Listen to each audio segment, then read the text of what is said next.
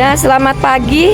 Saat ini kita sudah memulai akan kembali turun ya ke bawah. Di pagi yang cerah ini, alhamdulillah wa syukurillah, kita semalam sudah menyelesaikan perjalanan kita sampai di Sangga Buana. Di atas ketinggian 1392 mdpl.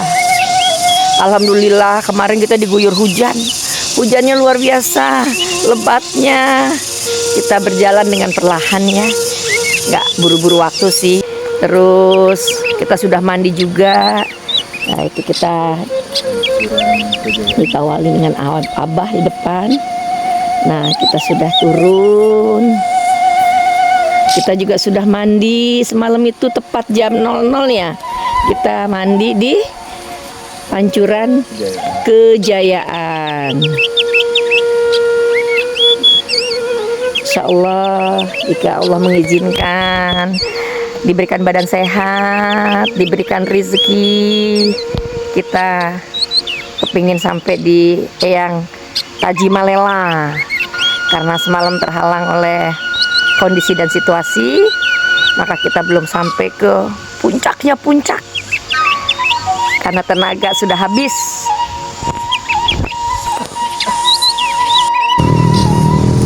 Alhamdulillah ya, setelah 7 tahun lamanya, hari ini saya bisa menginjakan kaki.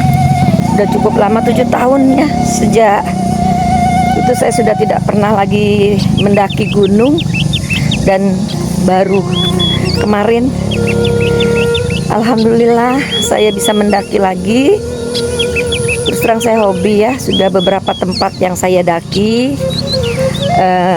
Lebih banyak sih gunung-gunung yang ini ya, gunung-gunung yang spiritualnya lah. Seperti saya pernah ke Gunung Arjuna, ke Gunung Slamet, ke Merbabu. Kalau Gunung Tidar memang pendek ya, tidak tinggi. Saya pernah ke Gunung Tidar, juga ke Gunung Serandil, dan juga pernah ke Gunung Karang, ke Eyang Sira di ujungnya Banten sana. Saya juga pernah sampai ke Gunung Sembung ya, di Cirebon. Gunung apa kemarin kita waktu yang kita di Kuningan, gunung apa Mas Oman? Ciremai. Kita pernah ke Gunung Ciremai sampai ke Pusar Bumi. Wow, lumayan lumayan tinggi. Nah di sana ada Om Deddy ya yang ikut dalam perjalanan ini, Om Oman, Abah Eman. Dulu tahun 2008 saya pernah diminta jalan kaki dari Jakarta Cirebon. Lumayan jauh sih, kurang lebih ada 5 hari saya jalan.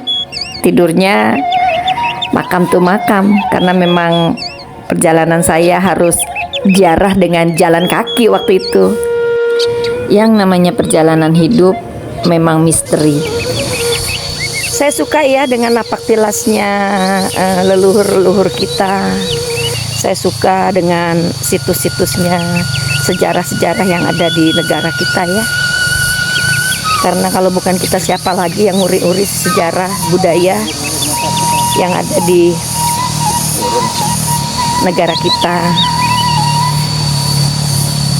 Jadi perjalanan saya ini kurang lebihnya sudah 20 tahun ya. 20 tahun kita sudah mapak jalannya. Dari memang sih untuk sekarang ini saya masih berada di sekitaran Pulau Jawa ya. Di sekitaran Pulau Jawa saya dari mulai Kepala, Eyang Sira sampai ke Banyuwangi, ke Alas Purwo. Kita juga sampai nyebrang ke Bangkalan, ke Kalianget. Kita pernah juga sampai di sana, sampai ke beberapa tempat lah di mana sejarah kita pernah punya ya. Karena jujur aja terus terang bahwa kita sudah banyak kehilangan tentang kebenaran sejarah ya. Kalau kita ikuti dan kita jalani, sebenarnya banyak sejarah-sejarah yang sudah tidak pas dengan kondisi sekarang ini. Artinya banyak yang sebenarnya itu sejarah yang harus kita lestarikan, harus kita itu, tapi terkubur gitu. Saya juga kurang tahu ya kenapa gitu, ada apa gitu. Dan memang sih kalau kita pikir untuk budaya ya, untuk wisata, tempat-tempat sakral, tempat-tempat yang penuh dengan tempat-tempat yang penuh dengan misteri, atau tempat-tempat di mana para leluhur-leluhur kita pernah ada, pernah singgah, itu banyak yang sudah dirubah-rubah. Jujur ya, kalau kita pelajari nilai kesakralannya tuh sudah banyak yang bergeser dari apa yang pada zamannya dulu terjadi. Beberapa tempat banyak sekali yang sudah dijadikan destinasi wisata ya, padahal itu tempat religi yang sebenarnya diperuntukkan bagi pejalan-pejalan spiritual. Tapi pada akhirnya tempat itu dijadikan tempat wisata yang nilai sakralnya dengan sendirinya sudah mulai terkikis, sudah mulai tergeser. Seperti itu. Sebenarnya kita di sanalah kita bisa berinteraksi ya dengan kita punya leluhur-leluhur kita. Namun ya terus terang saja ya, membutuhkan frekuensi yang seirama. Seperti itu. Banyak sekali sih saya terima berita-berita atau kisah-kisah mereka yang sekarang ini sudah banyak ya maaf kalau kita bilang dimanipulasi ya, atau sudah ditambah-tambahin, sudah dipotong-potong. Saya juga nggak ngerti kenapa mereka-mereka yang sekarang ini membuat satu cerita tuh harus diperlakukan seperti itu. Sebenarnya tidak perlu. Keaslian dari leluhur-leluhur kita itu untuk sejarahnya para penerus bangsa, para anak cucu keturunan kita. Seperti itu sih. Tapi ya nanti waktu kok yang akan menjawab. Dan saya memiliki satu keyakinan bahwa leluhur-leluhur kita sesungguhnya mereka tetap mengayomi para anak cucu keturunannya yang masih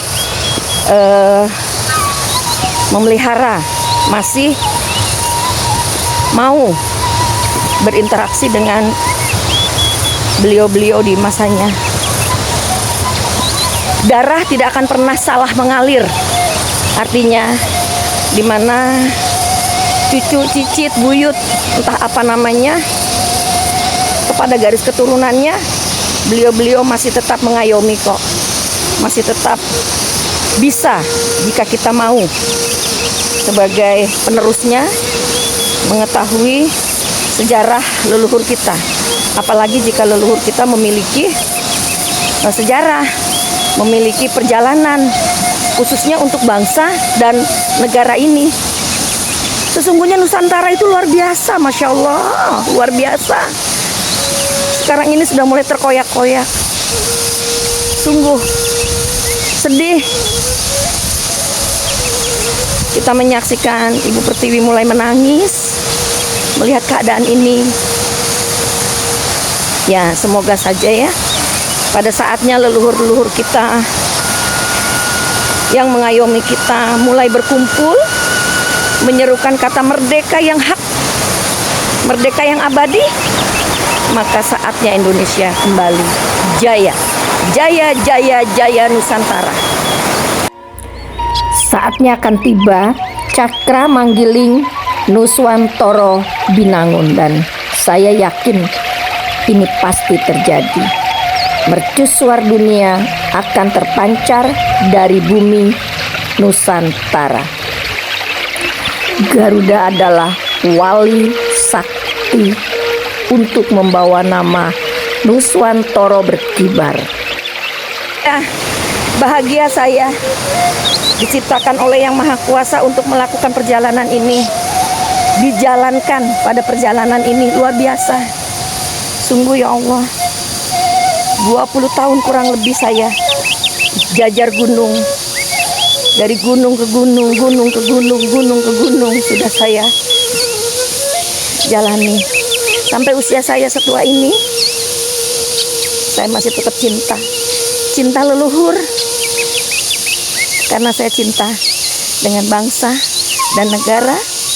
Cinta dengan tanah airku. Tanah air Indonesia. Disinilah leluhur-leluhur kita menjaga tanah air. Walaupun kita secara tidak melihat mereka berjasad, tapi jelas mereka ada. Kalau kalian paham bahwa jasad mereka lebur kembali kepada anasirnya, air, angin, api, tanah. Nah, namun mereka punya ruh abadi. Nah, di sana ada Abah Eman. Kira-kira di mana tempatkan tempat hidup, tempat yang tadi kita ini hidup Di mana? Tuh. Oh, itu loh. Itu tadi kita ada di atas sana. Itu. Kita semalam ada di atas sana. Sekarang kita sudah ada di kaki gunung. Lumayan. Perjalanannya lumayan. Lumayan. Katanya turun enak nggak juga sih. Dengkulnya juga lumayan teklok gitu loh. Apalagi naiknya. Masya Allah Robi. Itu kita semalam kita ada di sana. Di sana kita adanya semalam. Nah, sekarang kita sudah berada di lereng. Di lereng gunung. Nah, kenapa sih kita sebagai umat muslim atau umat-umat yang beragama lain diminta untuk memberikan doa, mengirimkan doa kepada para leluhur? Karena apa? Karena leluhur kita lah yang menjaga ini republik ya, menjaga ini tanah Nusantara, menjaga Indonesia. Mereka lah yang sebenar-benarnya menjaga. Mereka lah yang sebenar-benarnya amanah. Kita masih dilindungi dalam kondisi situasi seperti ini oleh beliau-beliau. Maka sebagai tanda terima kasih, ucap syukur kita kepada beliau-beliau. Nggak mungkin kan beliau itu kita kasih duit. Nggak mungkin kan beliau itu kita kasih pakaian. Nggak mungkin juga beliau kita kasih makanan. Tapi beliau cukup kita berikan, kirimkan doa Al-Fatihah di dalam kita bertawasul.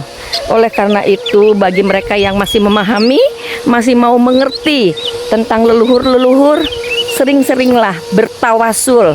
Kalau perlu di zaman seperti ini, di kondisi seperti ini, setiap malam usahakan tawasul, kirim doa kepada leluhur-leluhur. Kalau tidak tahu leluhur-leluhur tanah Jawa, tidak tahu leluhur-leluhur di luar tanah Jawa, cukup leluhur-leluhur kita.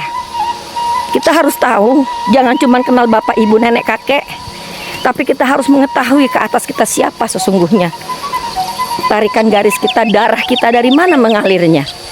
Itu yang perlu dipelajari dan perlu harus dicari tahu.